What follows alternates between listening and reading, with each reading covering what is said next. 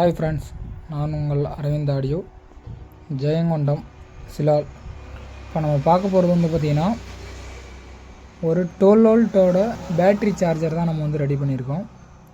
இது எதுக்காக ரெடி பண்ணியிருக்கோம்னு பார்த்திங்கன்னா, ஒரு மெக்கானிக் தான் நம்மள்கிட்ட கேட்டிருக்காங்க. அதாவது 4 வீலரு ஒயரிங் பார்க்குறவங்க, எலக்ட்ரிஷியன் தான் நம்மள்கிட்ட இந்த மாதிரி கேட்டிருந்தாங்க.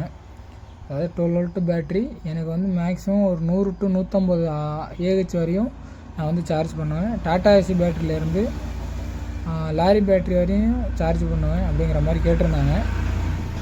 இது பார்த்திங்கன்னா ஒன்லி 12 வோல்ட் பேட்ரி மட்டும்தான் சார்ஜ் போடலாம். நம்ம அந்த மாதிரி தான் ரெடி பண்ணியிருக்கோம். இதில் ஃப்ரண்ட்லன்னு எடுத்துக்கிட்டிங்கன்னா இன்வெர்ட்டரோட கேபினெட் தான் நம்ம போட்டு ரெடி பண்ணியிருக்கோம். அதேமாரி நம்ம வோல்டேஜ் எவ்வளோ சார்ஜ் ஆகுது, எவ்வளோ இருக்குதுன்னு செக் பண்ணுறதுக்காக நம்ம முன்னாடி ஒரு வோல்ட் மீட்டர் செட் பண்ணியிருக்கோம். வாங்க உள்ள இன்டீரியரில் நம்ம என்ன பயன்படுத்திருக்கோம்னு பார்க்கலாம். இதில் டிரான்ஸ்ஃபார்மர்னு எடுத்துக்கிட்டிங்கன்னா ஒரு 15015 வர்ற மாதிரி ஒரு 12 ஆம்ஸில் நம்ம போட்டிருக்கோம். 12 ஆம்ஸுங்கிறப்போ உங்களுக்கு நல்லா ஃபாஸ்ட்டாகவே சார்ஜிங் பண்ணும். அதேமாரி இந்த 15015 நம்ம டயோடு ப்ளஸ் மெட்டல் டயோடு போட்டு நம்ம 12 வோல்ட்டு டிசியாக கன்வெர்ட் பண்ணியிருக்கோம். கன்வெர்ட் பண்ணிவிட்டு இதுக்கு பார்த்திங்கன்னா கூலிங் ஃபேன் ஒன்று பயன்படுத்தியிருக்கோம்.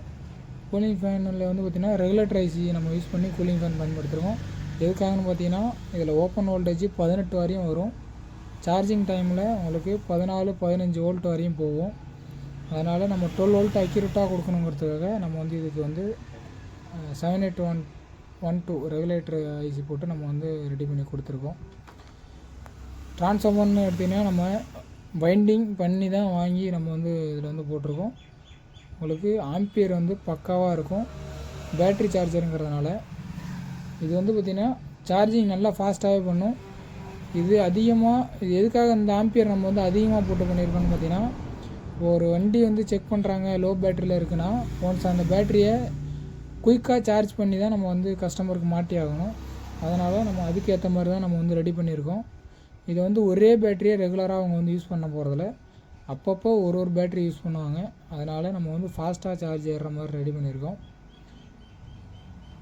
இதில் ஹீட்டிங் இஷ்யூ இல்லாமல் இருக்கிறதுக்காக நம்ம ஒரு கூலிங் ஃபேனும் பயன்படுத்தியிருக்கோம். அதேமாரி இதோட பின்னாடி பின்னுன்னு பார்த்திங்கன்னா அவுட்டில் பார்த்திங்கன்னா 2.5 ஒயர் போட்டு தான் 2.5 ஒயர் போட்டு நம்ம கிளிப்பு ரெடி பண்ணியிருக்கோம்.